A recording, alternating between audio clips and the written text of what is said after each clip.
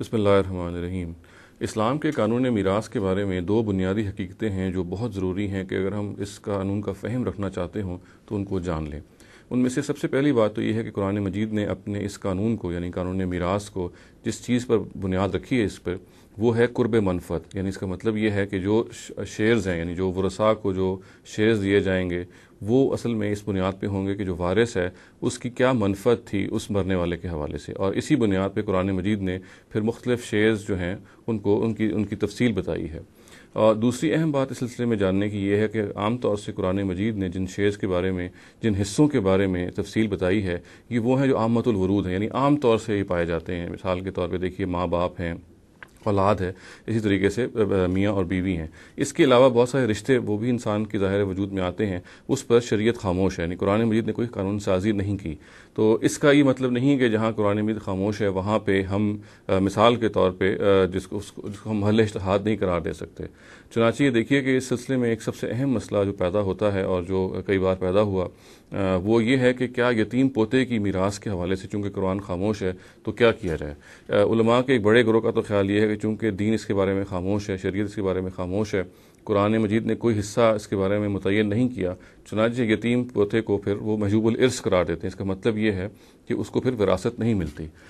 تاہم یہ بات خود محل نظر ہے، یہ بات کہ اگر شریعت کسی ایک شیئر کے بارے میں خاموش ہے اور اس نے کوئی تفصیل نہیں کی تو پھر یہ خود اس کا تقاضا کرتی ہے کہ کیا ایسا تو نہیں ہے کہ شریعت نے یہ معاملہ خود انسانی فہم اور عقل پہ چھوڑ دیا ہو۔ تو بات کچھ ایسے ہی نظر آتی ہے۔ چنانچہ دیکھیے کہ اس کے بارے میں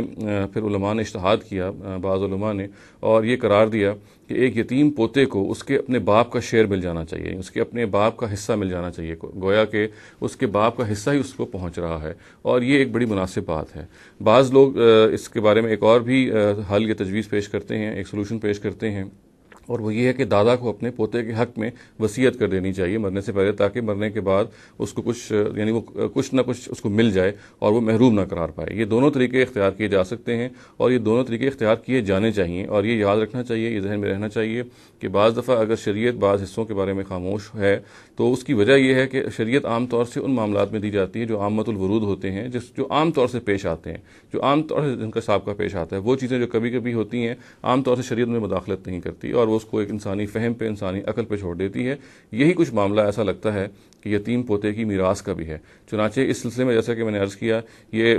بہت قرین قیاس اجتہاد ہے، بہت موزوں اجتہاد ہے کہ باپ کا حصہ ہی اس پوتے کو ملے، اور اگر کسی کو اس بات پہ تامل ہے تو بہرحال یہ سلوشن یا یہ ذریعہ تو پھر بھی ہے کہ دادا جو ہے وہ اپنے پوتے کے حق میں مرنے سے پہلے وصیت کرتے ہیں۔ اقول قولی ھذا واستغفر اللہ لی ولکم ولسائر المسلمین والمسلمات۔